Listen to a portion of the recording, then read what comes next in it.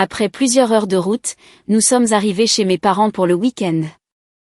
Lorsque nous sommes entrés dans la maison, tout le monde nous a accueillis chaleureusement. C'est à ce moment-là que ma fille de 6 ans s'est précipitée vers le réfrigérateur et a mangé une part de gâteau, qui était destinée à ma sœur. Puis ma sœur est rentrée, sans dire bonjour, elle est allée directement au frigo et a commencé à hurler, « Qui a mangé ma part ?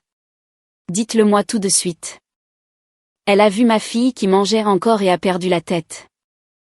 Elle s'est mise à crier, a saisi la tête de ma fille et l'a fracassée violemment contre la table, un air d'apaisement a alors traversé son visage. Ma fille s'est effondrée, en sang. Je me suis précipitée vers elle, mais ma mère m'a agrippée en disant, « Ne t'approche pas d'elle. Laisse ta sœur retrouver sa paix. » J'ai appelé le 911 à cet instant précis pendant que mon père me plaquait au sol. Les ambulanciers sont arrivés et ont vu ce qui se passait à l'intérieur.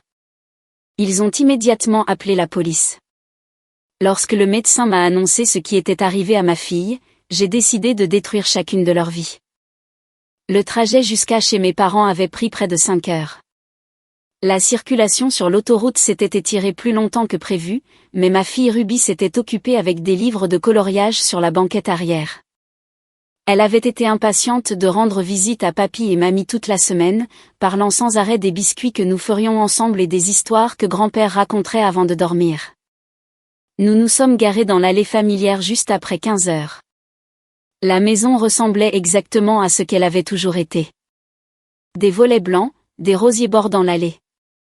La collection d'outils anciens de mon père accrochés dans le garage. Ruby s'est détachée avant même que je ne coupe le moteur, sautillant pratiquement d'impatience. Ma mère a ouvert la porte d'entrée avant que nous ne l'atteignions. Elle a serré Ruby dans ses bras, s'exclamant sur sa croissance depuis leur dernière visite. Papa est apparu quelques instants plus tard, proposant de porter nos sacs à l'intérieur. Tout semblait normal et chaleureux, le genre de retour au bercail que j'avais vécu des dizaines de fois au cours de ma vie. Ruby a couru directement vers la cuisine après avoir déposé son sac à dos dans le couloir. J'ai entendu la porte du réfrigérateur s'ouvrir, suivie de son exclamation ravie. Elle avait trouvé quelque chose de sucré, sans aucun doute. Ma mère a ri, me disant qu'elle avait fait des provisions de toutes les friandises préférées de Ruby.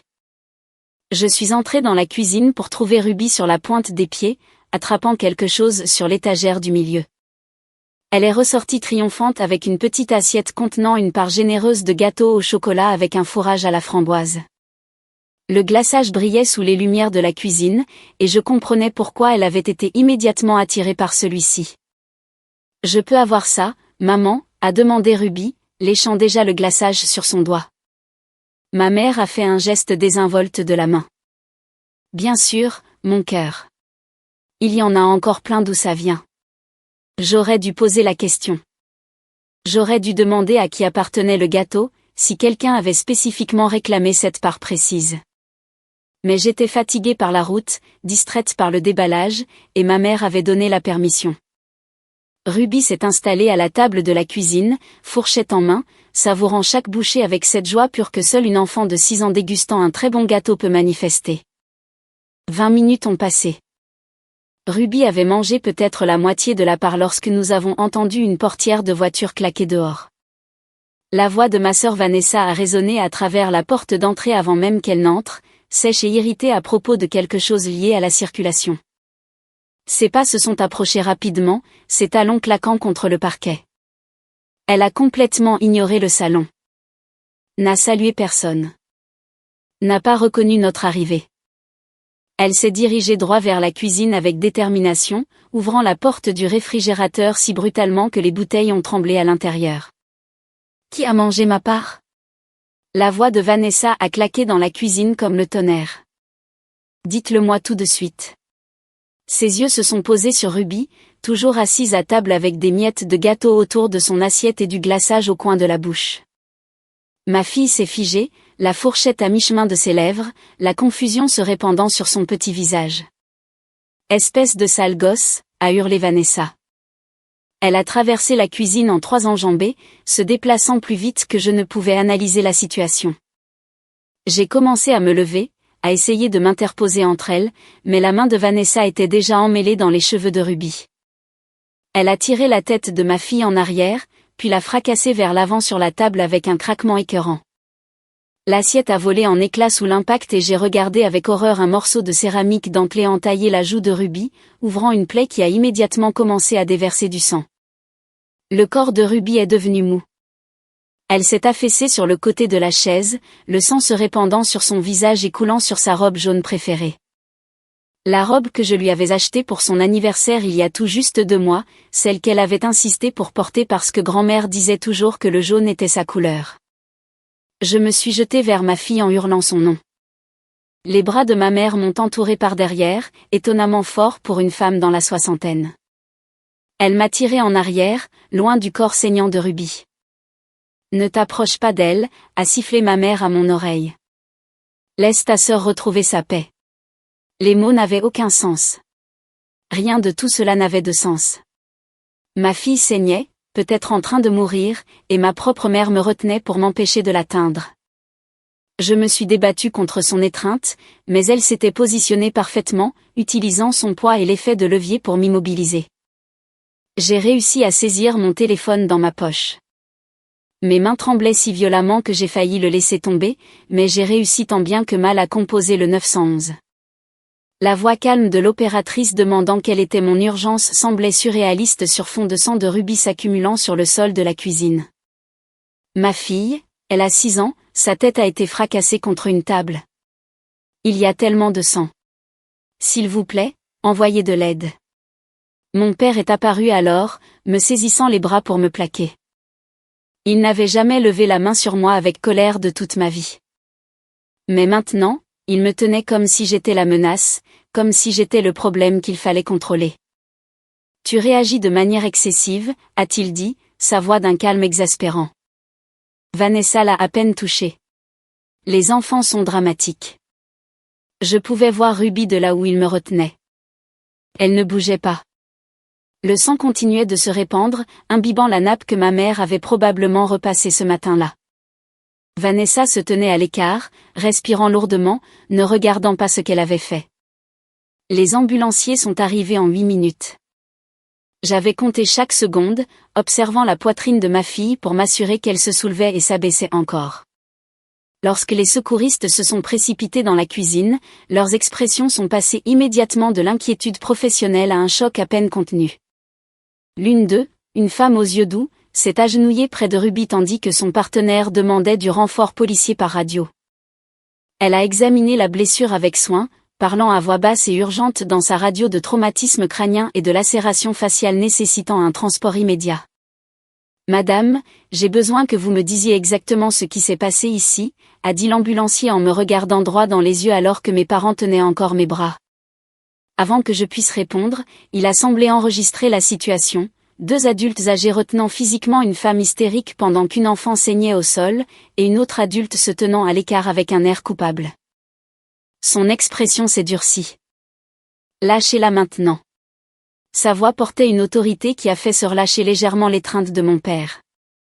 La police est arrivée alors que les ambulanciers chargeaient Ruby dans l'ambulance. Je suis montée avec elle, tenant sa petite main, regardant les secouristes travailler pour stabiliser ses signes vitaux et contrôler l'hémorragie. Elle restait inconsciente, son visage si pâle sous le sang et les bandages qu'elle ressemblait à une poupée de porcelaine. À l'hôpital, ils l'ont emmenée d'urgence au bloc opératoire. Un morceau de l'assiette brisée avait pénétré plus profondément que les ambulanciers ne l'avaient initialement réalisé, causant des dommages nécessitant un spécialiste. Je suis restée assise dans la salle d'attente chirurgicale pendant 4h30, portant encore le sang de Ruby sur mes vêtements, répondant aux questions des policiers qui avaient suivi l'ambulance. Je leur ai tout dit, leur ai montré le texto que j'avais envoyé à mon mari, qui travaillait à l'étranger et ne pourrait pas avoir de vol de retour avant au moins 24 heures. Les officiers ont pris des notes, photographié ma manche déchirée là où ma mère m'avait agrippée, et m'ont assuré que des charges seraient déposées. Le docteur Sullivan est sorti juste après minuit. Il était plus jeune que ce à quoi je m'attendais, avec des yeux fatigués et une tenue chirurgicale tachée de sang. Il s'est assis près de moi, choisissant ses mots avec soin. Votre fille a survécu à l'opération, a-t-il commencé, et j'ai senti ma poitrine se dénouer légèrement. Cependant, les dégâts étaient importants. L'éclat de céramique a sectionné plusieurs nerfs faciaux du côté gauche. Nous avons réparé ce que nous pouvions, mais Ruby aura probablement une paralysie faciale permanente affectant son sourire, sa capacité à fermer complètement son œil gauche, et potentiellement le développement de sa parole. Il a continué à expliquer les détails médicaux, 37 points de suture, de possibles futures chirurgies reconstructrices, un traumatisme psychologique nécessitant une thérapie à long terme, un risque d'infection, des mois de rétablissement douloureux à venir. Chaque phrase semblait être un poids ajouté sur ma poitrine. J'ai demandé quand je pourrais la voir. Le docteur Sullivan m'a conduite aux soins intensifs pédiatriques où Ruby gisait entourée de moniteurs et de tubes. Son visage était enflé au point d'être méconnaissable du côté gauche, des bandages couvrant la majeure partie de sa tête. Le côté droit de son visage, intact, semblait paisible et endormi. Je me suis assise près de son lit, tenant sa petite main, et quelque chose en moi s'est cristallisé en une détermination froide et dure. Ma famille avait choisi le caprice de Vanessa plutôt que la vie de Ruby. Ils m'avaient physiquement retenu pendant que mon enfant saignait. Ils avaient appelé cela une réaction excessive, comme si une tentative de meurtre n'était qu'une dispute fraternelle montée en épingle. Ils avaient fait leur choix. Maintenant, je ferai le mien. La police a arrêté Vanessa cette nuit-là. Mes parents ont été inculpés comme complices pour m'avoir tenue et avoir empêché les secours médicaux.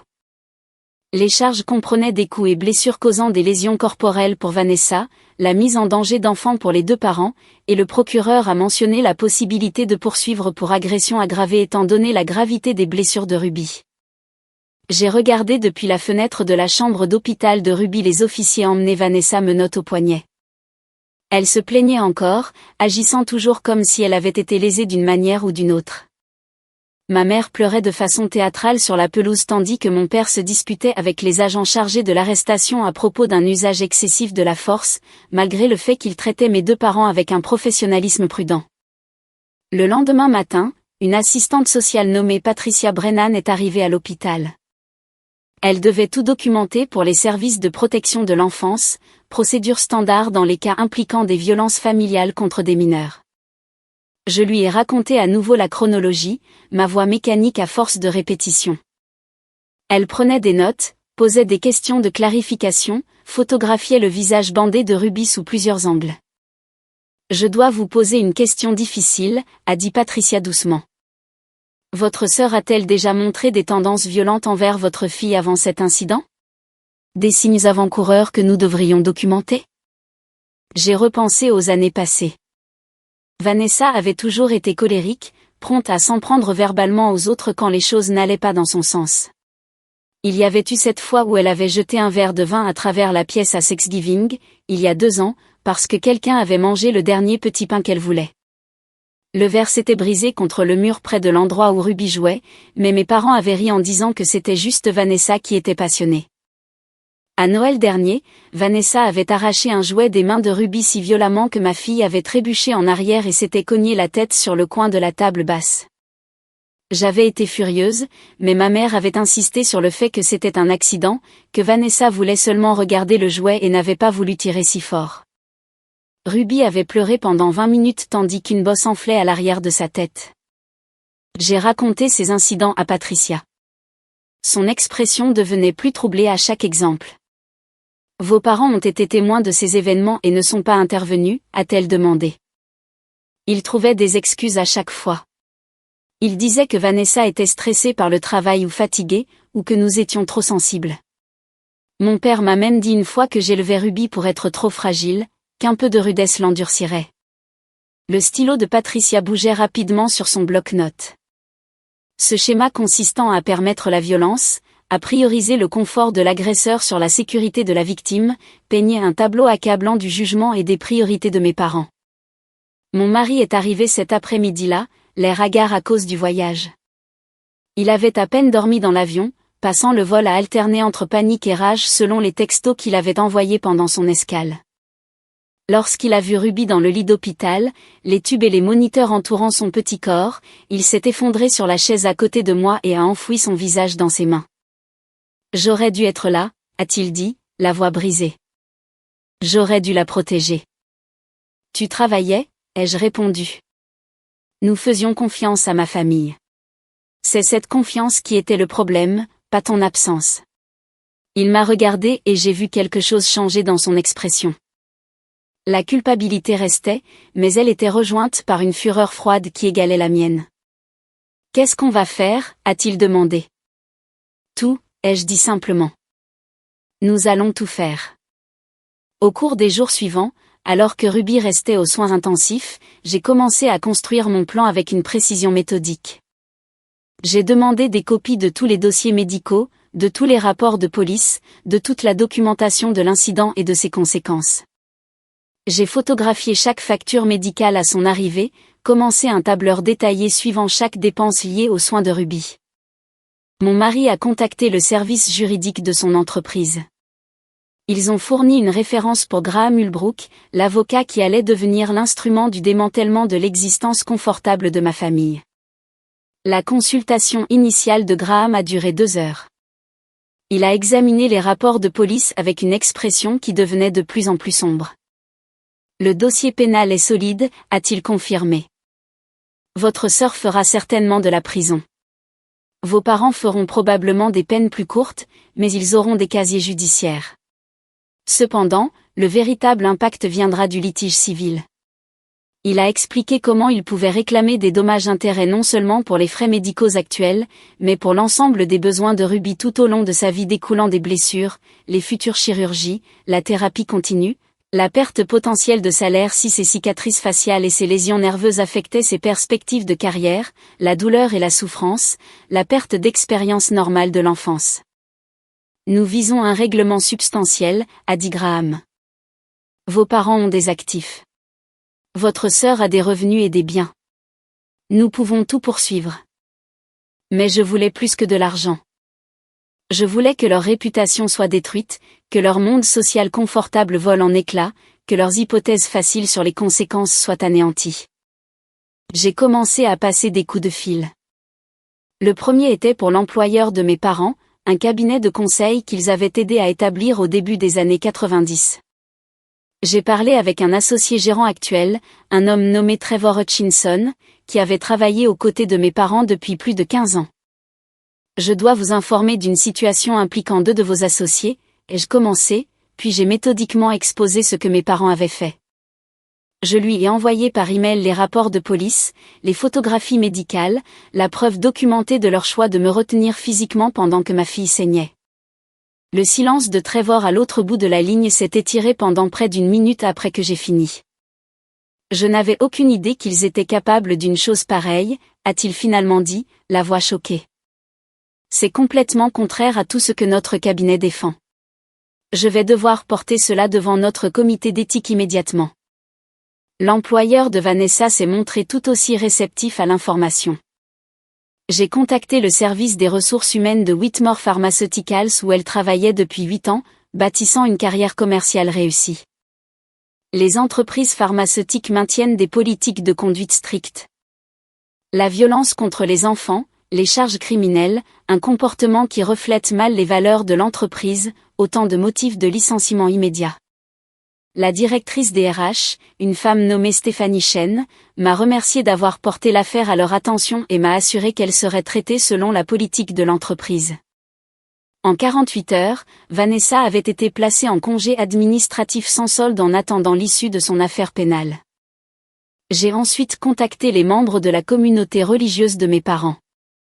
Ils fréquentaient la Riverside Community Church depuis 23 ans, étaient très impliqués dans divers comités et groupes sociaux.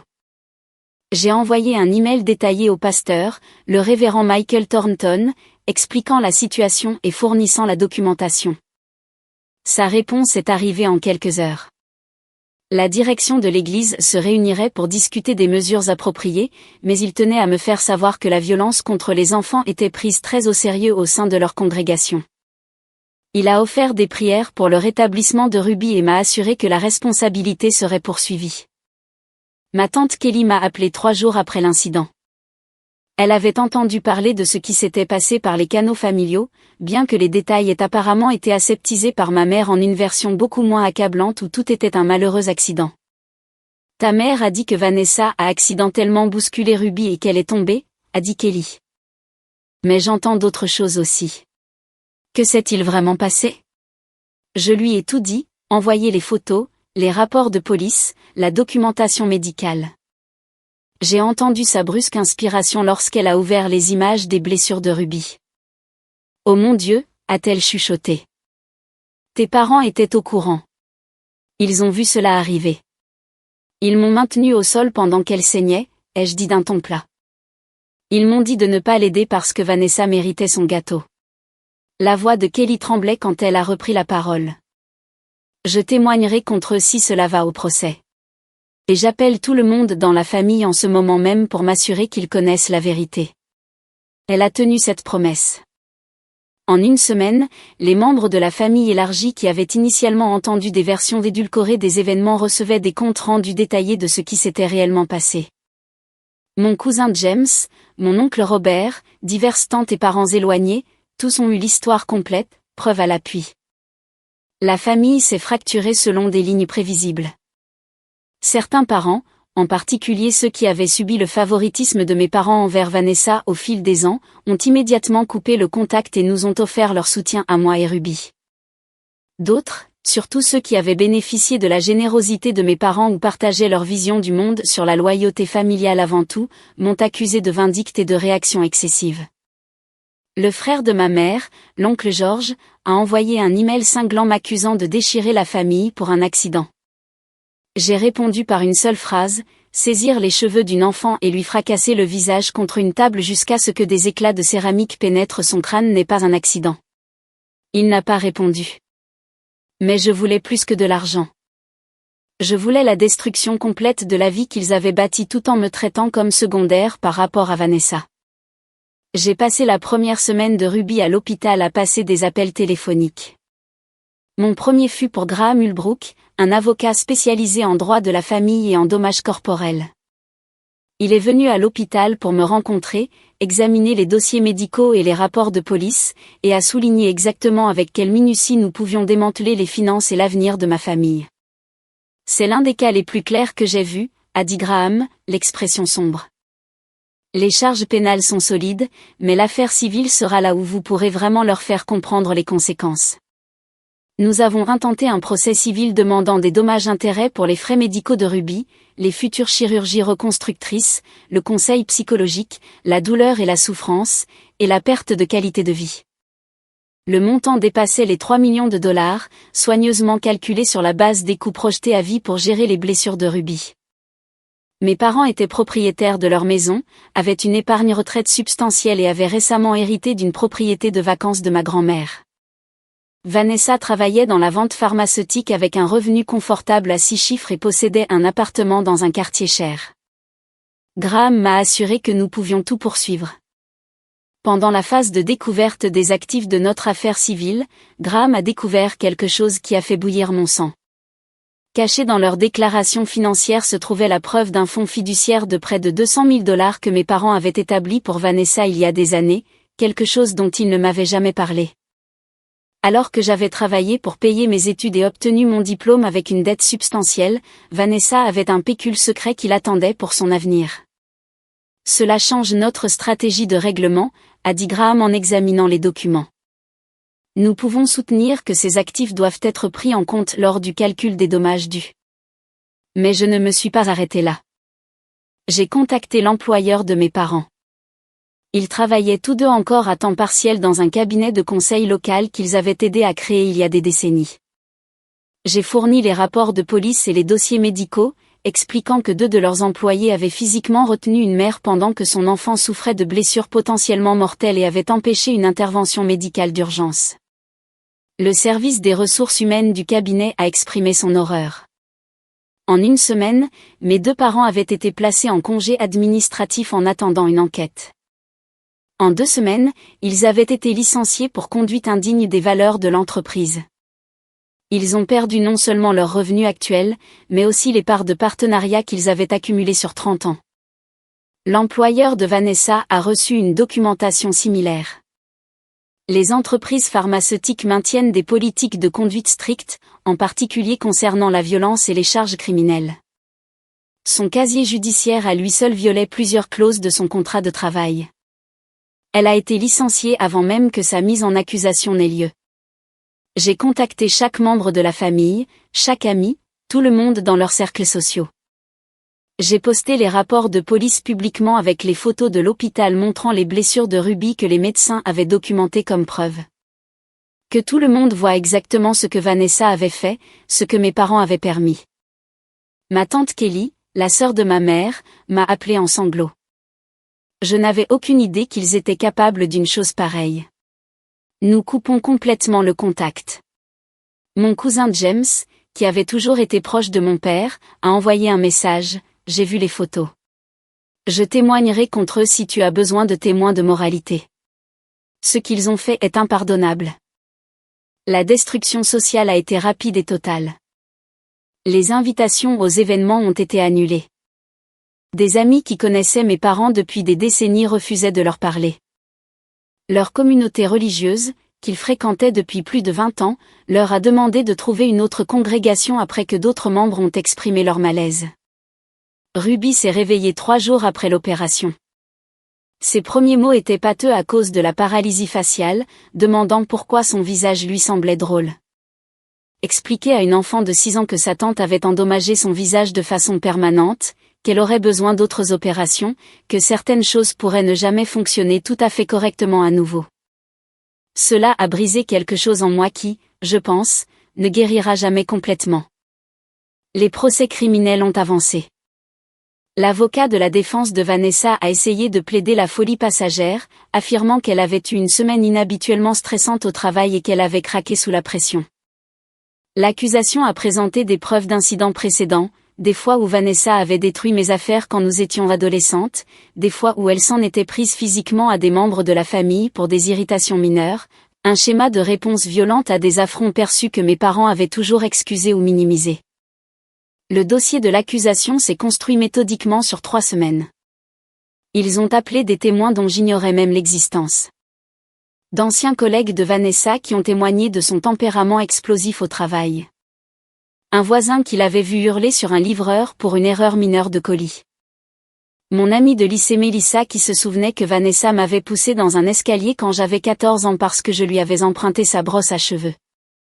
Chaque témoin peignait le même tableau. Une femme avec des problèmes de gestion de la colère et un historique de réponse violente à des frustrations mineures, encouragée par des parents qui minimisaient constamment son comportement et blâmaient ses victimes de l'avoir provoqué. La défense a essayé de contrer cela en présentant Vanessa comme une professionnelle accomplie qui avait simplement eu un moment inhabituel de dépression induite par le stress. Ils ont fait venir son ancien superviseur chez Whitmore Pharmaceuticals, qui a témoigné de ses excellents chiffres de vente et de sa conduite généralement professionnelle au travail. Mais l'accusation avait déjà établi un schéma et un mobile. Ils ont montré comment mes parents avaient constamment priorisé les désirs de Vanessa sur les besoins de tous les autres depuis l'enfance. Ils ont présenté des emails où ma mère m'avait ordonné d'éviter les conflits avec Vanessa parce qu'elle s'énerve facilement et tu sais mieux gérer la déception. Une pièce à conviction particulièrement accablante provenait des propres écrits de mon père. Il avait tenu un journal pendant des années, des entrées sur la dynamique familiale qui documentaient par inadvertance leur traitement préférentiel. L'accusation a lu des extraits où il avait écrit comment Vanessa était sensible et avait besoin de soutien supplémentaire, tandis que j'étais naturellement résiliente et ne nécessitais pas autant d'attention. Ses propres mots démontraient un schéma vieux de plusieurs décennies consistant à traiter Vanessa comme fragile et méritant des aménagements spéciaux tout en attendant de moi que j'accepte simplement moins. Le jour où j'ai témoigné reste gravé dans ma mémoire avec une clarté douloureuse. La salle d'audience était bondée. Membres de la famille, presse, gens que je n'avais jamais rencontrés qui suivaient l'affaire à travers la couverture médiatique. Je suis allée à la barre portant une robe bleu marine, mes mains jointes pour les empêcher de trembler visiblement. La procureure, une femme perspicace nommée Diana Foster, m'a fait parcourir les événements de ce jour-là avec une précision minutieuse. Elle m'a fait décrire chaque détail. Ce que Ruby portait, à quel point elle avait été excitée par la visite, les mots exacts que ma mère avait utilisés pour donner à Ruby la permission de manger le gâteau. Et quand votre sœur est entrée dans la maison, que s'est-il passé, a demandé Diana. J'ai décrit l'entrée de Vanessa, sa concentration exclusive sur le réfrigérateur, sa rage quand elle a découvert la part de gâteau manquante. Ma voix est restée stable pendant la majeure partie du récit, mais s'est brisée lorsque j'ai atteint le moment de la violence. Elle a saisi les cheveux de Ruby à 2 mains, ai-je dit, mimant le geste. Elle a tiré sa tête en arrière, puis l'a fracassée vers l'avant sur la table. J'ai entendu l'impact, entendu l'assiette se briser, vu le sang couler immédiatement. Qu'avez-vous fait, a suggéré Diana. J'ai essayé d'atteindre ma fille, mais ma mère m'a agrippée par derrière, m'a tiré au loin, m'a dit de ne pas m'approcher de Ruby pour laisser Vanessa retrouver sa paix. La salle d'audience s'est agitée. Plusieurs jurés se sont penchés en avant, avec des expressions allant du choc au dégoût. Votre mère a dit cela pendant que votre fille saignait, a clarifié Diana. Oui. Pendant que Ruby était inconsciente et saignait sur le sol, ma mère me retenait et a prononcé ces mots exacts. Diana a interrogé sur le rôle de mon père. J'ai décrit comment il m'avait bloqué les bras, aidé à me retenir, rejeté les blessures de Ruby comme une réaction excessive dramatique, même alors que le sang s'accumulait sous elle. Le contre-interrogatoire de l'avocat de la défense a essayé de suggérer que j'exagérais, que les émotions et le traumatisme avaient déformé ma mémoire des événements. Mais les preuves médicales ne mentaient pas. Les rapports des ambulanciers corroboraient mon récit. Les photographies de la police montraient exactement ce que je décrivais. N'est-il pas vrai que vous avez toujours été jalouse de votre sœur, a demandé l'avocat de la défense, un homme nommé Robert Klein. Jalouse de quelqu'un qui vient de défigurer définitivement ma fille de 6 ans pour du gâteau, ai-je répondu. Non, je ne suis pas jalouse. Je suis horrifiée qu'elle ait été capable de cela et que nos parents aient permis sa violence pendant des décennies. Klein a essayé un autre angle. Vous avez poursuivi cette affaire très agressivement, n'est-ce pas? Charges criminelles, poursuites civiles, contact avec les employeurs et les membres de l'Église. Certains pourraient dire par vindicte. Certains pourraient dire que protéger ma fille et s'assurer que cela n'arrive jamais à un autre enfant est être un parent responsable, ai-je répliqué. Ma sœur a failli tuer Ruby. Mes parents m'ont empêché de lui obtenir une aide médicale. J'ai poursuivi toutes les voies légales pour les tenir responsables. Ce n'est pas de la vindicte. C'est la justice. Le jury a délibéré pendant 6 heures. Lorsqu'ils sont revenus avec des verdicts de culpabilité sur tous les chefs d'accusation, le visage de Vanessa est devenu pâle, puis a rougi de rage. Elle s'est tournée vers moi dans la galerie et pendant un instant, j'ai vu la même expression qu'elle avait portée juste avant d'attaquer Ruby.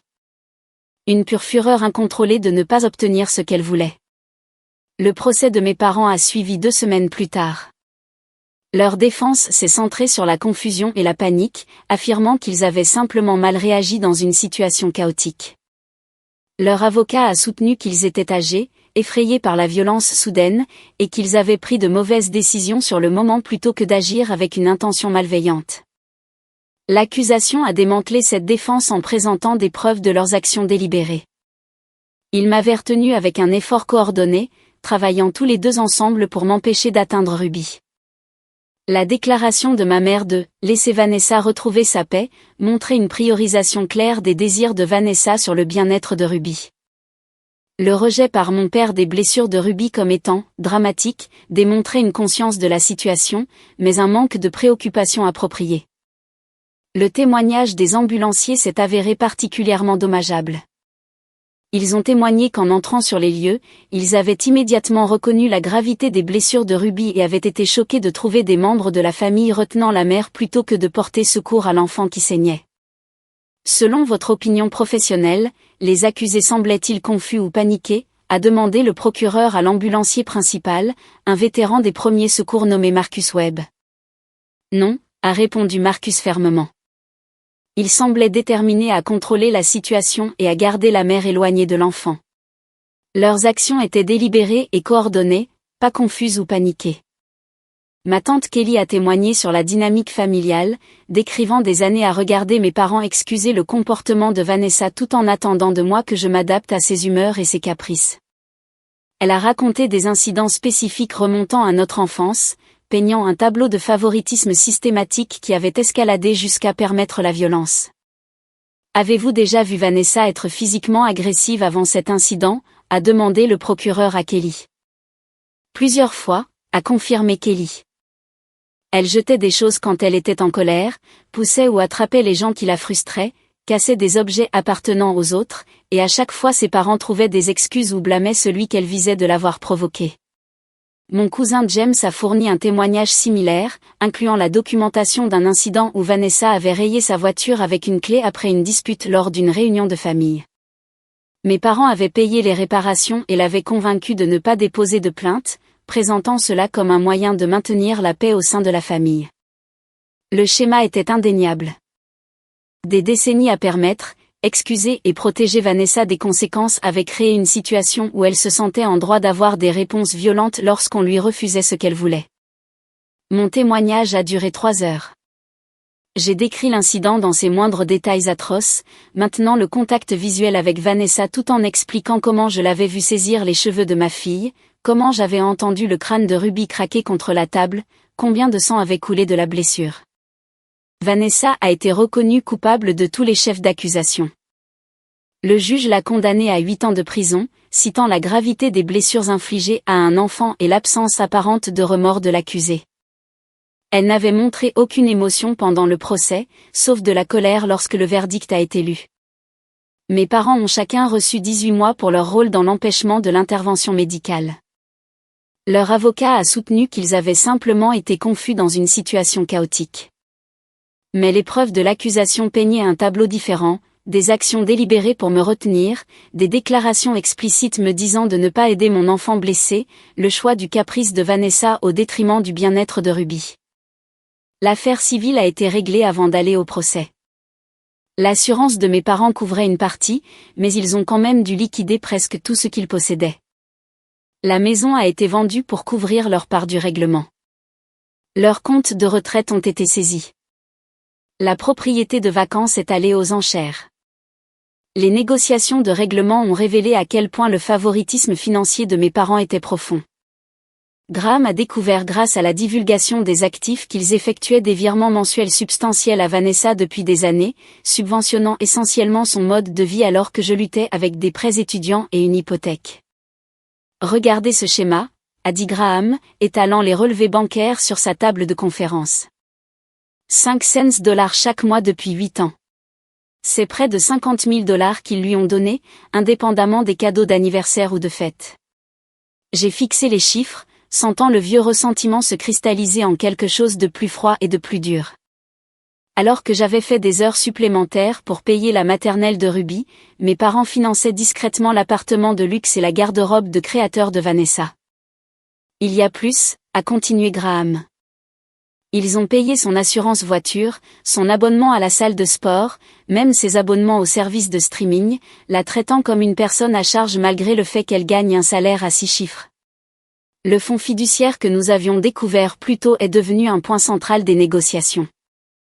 200 000 dollars soigneusement investis et accrus au fil des décennies, spécifiquement désignés pour l'avenir de Vanessa. Aucun fonds équivalent n'existait pour moi. Quand j'ai obtenu mon diplôme universitaire avec 30 000 et une carte disant qu'ils étaient fiers de moi. Vanessa avait un fonds fiduciaire. Graham a exploité chaque parcelle de cette information lors des négociations de règlement. Le favoritisme, le soutien financier, le schéma de permissivité, tout cela démontrait que mes parents avaient des ressources et un historique de priorisation du confort de Vanessa sur mon bien-être. Cela renforçait notre argument selon lequel ils devaient des dommages substantiels pour le mal que leur favoritisme avait finalement permis. L'avocat de mes parents, un homme à l'air las nommé Howard Fitzgerald, a tenté de faire valoir que leur épargne retraite devait être protégée. Que forcer des personnes âgées à la pauvreté était une punition excessive. Vos clients ont choisi de retenir physiquement une mère pendant que son enfant se vidait de son sang suite à une blessure à la tête, a répondu Graham froidement. Ils ont choisi de protéger leur fille violente au lieu de leur petite fille innocente. Les conséquences financières de ce choix ne sont pas excessives, elles sont appropriées. Le montant du règlement reflétait cette philosophie. Après la couverture d'assurance, mes parents devaient 1,8 million de dollars. La part de Vanessa, calculée séparément en fonction de ses actifs individuels et de sa capacité de gain, s'élevait à 700 000 dollars. Combiné, le règlement total atteignait 2,5 millions de dollars. Chaque centime était destiné aux besoins médicaux de Ruby à vie et à l'enfance qui lui avait été volée. La vente de la maison de mes parents a couvert environ 850 000. Leur compte de retraite combiné, 401K, IRA, portefeuille d'investissement constitué sur 40 ans de travail, ont été saisis pour couvrir 700 000 $ supplémentaires. La propriété de vacances, un petit chalet dans les montagnes qui était dans la famille de ma mère depuis 3 générations, est partie aux enchères pour 250 000 $. Cette vente a couvert la dernière partie de leur dette. La part de Vanessa provenait entièrement de ses propres actifs. Son appartement, acheté il y a 5 ans dans un quartier huppé, s'est vendu pour 460 000 $. Sa voiture, un SUV de luxe qu'elle avait acheté neuf à peine 18 mois avant d'attaquer Ruby, a été saisie et vendue pour 38 000 $. Compte d'investissement, épargne, tout ce qu'elle avait accumulé a été liquidé pour atteindre les 200 000 $ restants qu'elle devait. Le fonds fiduciaire que mes parents avaient établi pour elle a également fait partie du règlement. Graham a soutenu avec succès que ces fonds représentaient des ressources que mes parents auraient pu utiliser pour les dommages qu'ils devaient, et que les transférer au trust médical de Ruby étaient appropriés étant donné les circonstances de leur accumulation grâce à des décennies de favoritisme. Essentiellement, vos parents ont passé 40 ans à prioriser Vanessa financièrement, a expliqué Graham. Maintenant, ces ressources passeront les 40 prochaines années à prendre soin de l'enfant que leur favoritisme a aidé à blesser. Il y a une justice poétique là-dedans. Regarder la maison de mes parents semblait surréaliste. Je suis passé en voiture pendant la journée portes ouvertes, j'ai vu des étrangers marcher dans les pièces où j'avais grandi, évaluant l'espace où ma fille avait failli mourir. Un jeune couple a fini par l'acheter, des primo-accédants enthousiastes ravis par la cuisine spacieuse et l'aménagement paysager mature. Je me suis demandé s'ils apprendraient un jour ce qui s'était passé dans cette cuisine. S'ils s'en soucieraient, ou si la violence devient juste un autre morceau de l'histoire d'une maison, sans importance pour les nouveaux occupants qui construisent leurs propres souvenirs. La réponse de la communauté religieuse a fourni sa propre forme de justice. Le révérend Thornton m'a appelé personnellement après la réunion de la direction de l'église pour expliquer leur décision. Nous avons demandé à vos parents de trouver une autre congrégation, a-t-il dit avec précaution. Plusieurs membres ont exprimé qu'ils ne pouvaient pas prier confortablement en sachant ce qui s'était passé, en particulier les familles avec de jeunes enfants qui trouvaient l'idée de grands-parents permettant la violence contre un petit enfant profondément dérangeante. Il a fait une pause, puis a ajouté, « Votre mère a essayé de défendre leurs actions pendant la réunion. Elle a dit que vous réagissiez de manière excessive et que vous montiez les gens contre eux injustement. Elle ne semble toujours pas saisir la gravité de ce qui s'est produit. Cela ne m'a pas surprise. Ma mère avait passé des décennies à construire un récit où le comportement de Vanessa était toujours d'une manière ou d'une autre justifié ou excusable.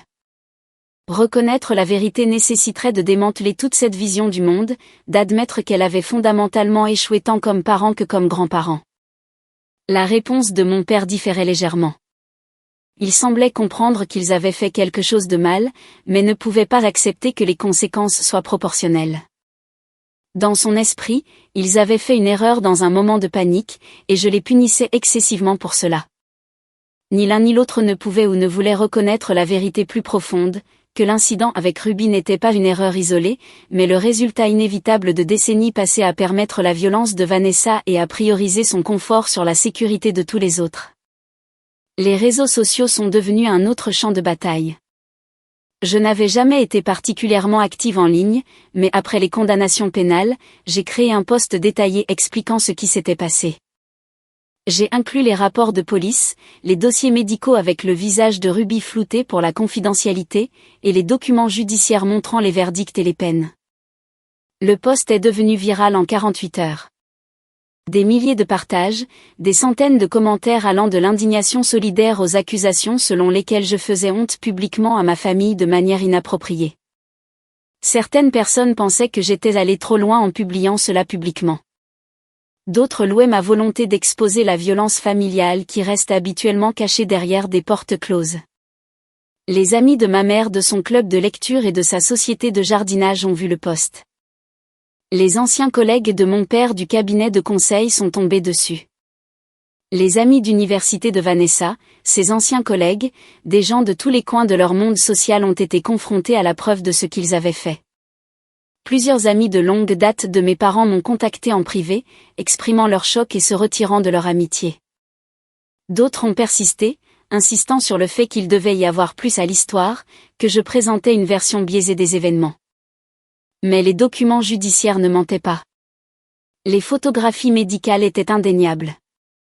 Les condamnations pénales parlaient d'elles-mêmes. Quel que soit le récit alternatif que mes parents essayaient de construire, les faits restaient immuables et accablants. Vanessa avait moins à prendre, mais nous avons poursuivi chaque piste. Son appartement a été saisi et vendu. Sa voiture, ses comptes d'investissement, tout est allé vers le règlement. Elle quitterait la prison non seulement avec un casier judiciaire, mais complètement détruite financièrement. Graham m'a aidé à établir un trust pour les besoins médicaux continus de Ruby, chaque chirurgie, chaque séance de thérapie, chaque aménagement dont elle aurait besoin pour le reste de sa vie serait financé par les personnes qui avaient causé sa souffrance. J'ai trouvé des documents concernant autre chose au cours des procédures judiciaires. Mes parents avaient établi un fonds fiduciaire pour Vanessa il y a des années, quelque chose qu'ils ne m'avaient jamais mentionné. Près de 200 000 $ mis de côté pour son avenir alors que j'avais travaillé pour payer mes études et obtenu mon diplôme avec une dette substantielle. Ce trust a fait partie du règlement civil. Le trust de Ruby a absorbé ces fonds aussi. Une justice poétique, convertissant le favoritisme en réparation. La partie la plus difficile est venue des mois plus tard, après que les peines pénales eurent été prononcées et l'affaire civile conclue. Ruby a progressé grâce à la physiothérapie pour regagner un peu de contrôle sur ses muscles faciaux. Elle a appris à contourner ses limitations, à fermer son œil manuellement avant de dormir, à parler plus clairement malgré les lésions nerveuses. Elle a commencé à faire des cauchemars. Elle se réveillait en hurlant à propos de tables, de sang et de gens qui me retenaient alors qu'elle avait besoin d'aide. Sa thérapeute, le Dr Madison Pierce, spécialisé dans les traumatismes infantiles, travaillait avec Ruby 2 fois par semaine pour traiter ce qui s'était passé. Elle est résiliente, m'a dit le Dr Pierce après une séance particulièrement difficile, mais cela l'affectera toute sa vie. Les cicatrices physiques s'estomperont un peu, mais l'impact émotionnel d'avoir été violemment attaquée par sa famille, ce n'est pas quelque chose qu'elle dépassera simplement en grandissant. Mes parents ont envoyé des lettres depuis la prison. Celle de ma mère est arrivée en premier. 3 pages d'auto-justification et de minimisation.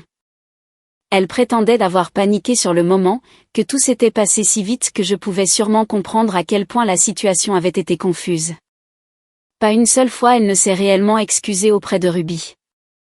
La lettre de mon père était plus courte, principalement axée sur l'injustice de leur peine de prison, sur la façon dont ils avaient tout perdu pour une seule erreur. Il suggérait que peut-être, à leur libération, nous pourrions travailler à reconstruire notre relation. J'ai brûlé les 2 lettres sans répondre. Ils ne comprenaient toujours pas ce qu'ils avaient fait, se centraient toujours sur eux-mêmes et Vanessa, plutôt que de reconnaître les dommages permanents infligés à une enfant innocente. Vanessa n'a jamais écrit. J'ai entendu par le téléphone arabe familial qu'elle me blâmait pour tout, pour avoir emmené Ruby chez eux, pour avoir fait toute une histoire de l'incident, pour avoir poursuivi des charges criminelles et des dommages civils. Dans sa version des événements, elle était la victime, punie excessivement pour un moment d'égarement. 6 mois après l'attaque, Ruby a subi une autre chirurgie reconstructrice pour améliorer la fonction nerveuse de son visage.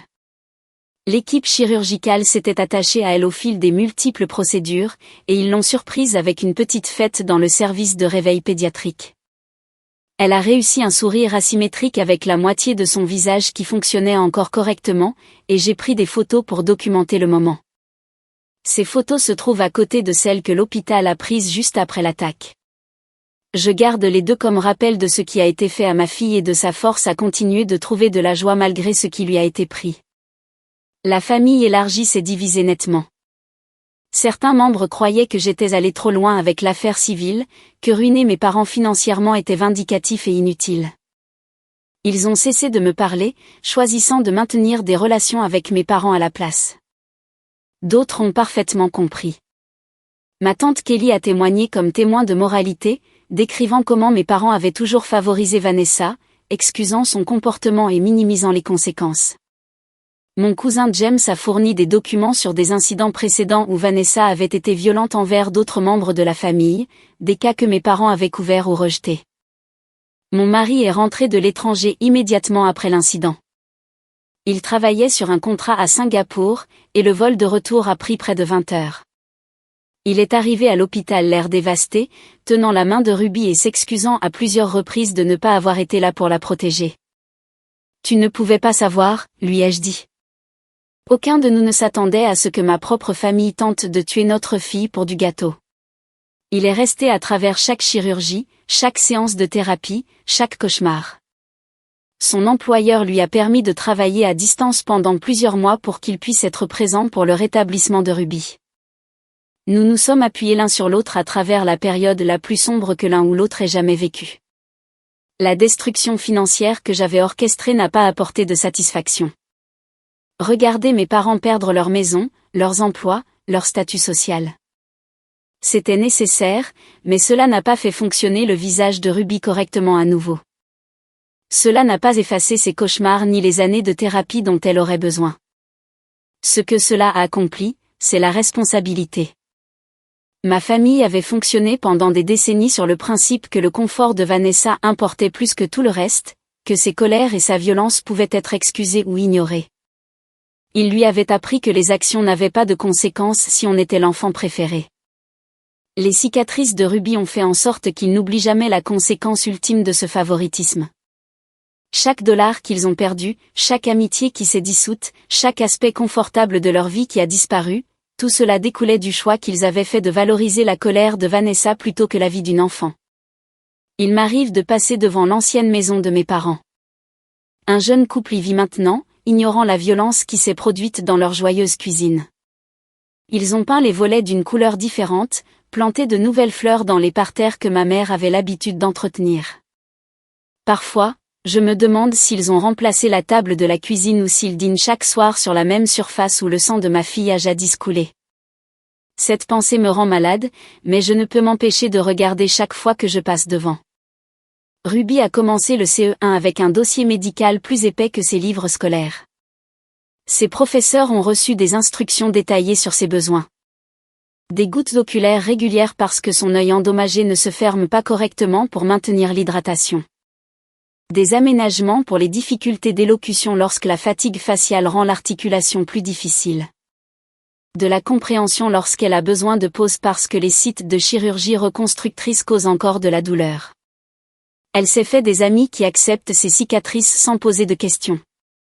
Les enfants possèdent une capacité remarquable d'acceptation simple qui manque souvent aux adultes. Il pose des questions directes sur ce qui est arrivé à son visage, et Ruby a appris à expliquer en termes adaptés à son âge que quelqu'un lui a fait mal, et que les médecins aident à réparer cela. Le fonds fiduciaire que j'ai établi paiera l'université un jour, pour n'importe quelle carrière qu'elle choisira, pour n'importe quelle vie qu'elle voudra construire, malgré les limitations que ses blessures imposent. Il est financé par les personnes qui lui ont fait du mal, qui ont choisi la violence et le favoritisme plutôt que l'amour et la protection. Mes parents seront libérés un jour. Vanessa purgera sa peine complète, mais finira par marcher libre. Ils essaieront de reconstruire des vies à partir des décombres de ce qu'ils ont détruit. Ils feront face à un monde qui sait exactement ce qu'ils ont fait, qui a vu les photographies et lu les documents judiciaires. Je ne prévois pas de faire partie de ce qu'ils construiront à partir de ces ruines. Ils ont brûlé le pont entre nous lorsqu'ils m'ont retenu loin de ma fille en sang. Lorsqu'ils m'ont dit de ne pas l'aider, de laisser Vanessa avoir sa paix, comme si du gâteau importait plus que la vie d'une enfant. Ruby pose des questions sur eux parfois. Elle veut savoir pourquoi grand-père et grand-mère ne sont plus là. Pourquoi elle ne peut pas les voir. J'ai expliqué en termes qu'elle peut comprendre qu'ils ont fait de très mauvais choix qui l'ont blessée et que parfois, les gens qui nous font du mal ne peuvent plus faire partie de nos vies. Elle semble accepter cela, bien que je sache que les questions deviendront plus difficiles à mesure qu'elle grandira. Elle voudra des explications plus profondes, un contexte plus complet pour comprendre pourquoi ses grands-parents ont valorisé la colère de leur autre fille plutôt que le bien-être de leur petite fille. Quand ce moment viendra, je lui dirai la vérité. Tout. Elle mérite de comprendre exactement ce qui a été sacrifié, son visage, son sourire, son sentiment de sécurité avec la famille, et pourquoi. Elle mérite de savoir que j'ai choisi sa protection plutôt que l'harmonie familiale. Son avenir plutôt que le maintien de relations confortables avec des gens qui avaient prouvé qu'on ne pouvait pas leur faire confiance pour sa sécurité. Les cicatrices sur son visage s'estomperont un peu avec le temps et la chirurgie. Le tissu cicatriciel dans mon cœur là où se trouvait la famille reste frais et sensible. Chaque fois que je regarde le sourire asymétrique de Ruby, je me souviens du choix que mes parents ont fait. Ils ont fait le mauvais choix. J'ai fait en sorte qu'ils passent le reste de leur vie à comprendre exactement à quel point